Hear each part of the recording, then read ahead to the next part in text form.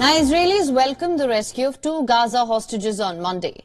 Fears of a looming ground incursion grew among over 1 million Palestinians trapped in the war-ravaged territories densely crowded far south. International mediators continue working towards a truce and a hostage-prisoner exchange. Israeli Prime Minister Netanyahu said only continued military pressure until complete victory will result in the release of all our hostages. President Joe Biden said that the United States is working to negotiate a ceasefire of at least 6 weeks in the Gaza Strip as part of a wider deal that would also involve the release of hostages. The United States is working on a hostage deal between Israel and Hamas, which would bring an immediate and sustained period of calm to Gaza for at least 6 weeks, which we could then take the time to build something more enduring.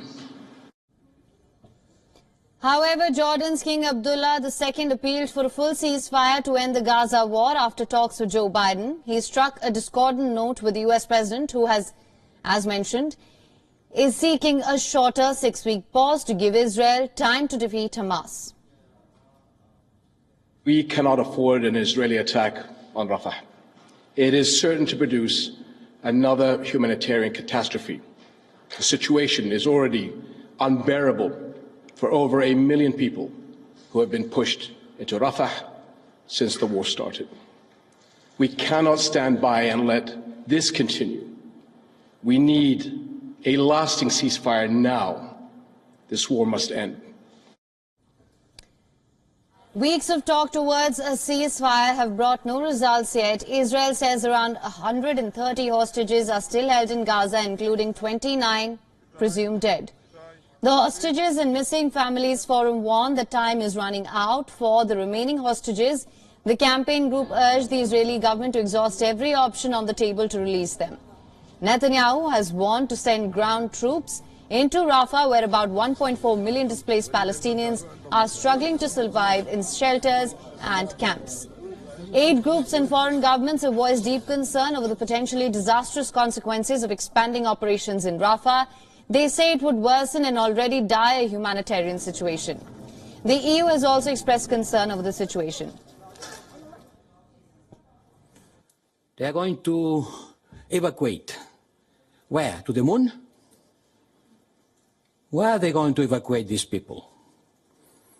So if the international community believes that this is a slaughter, that too many people are being killed, maybe they have to think about the provision of arms.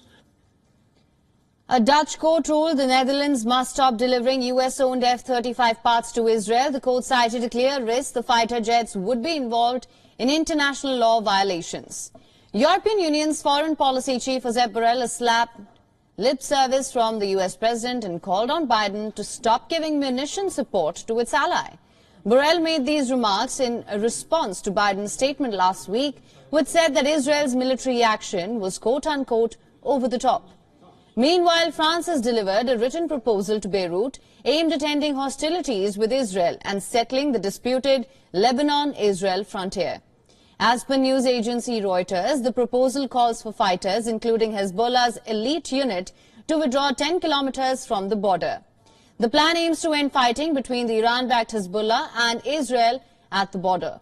The hostilities have run in parallel to the Gaza war and are fueling concerns of a ruinous, all-out confrontation.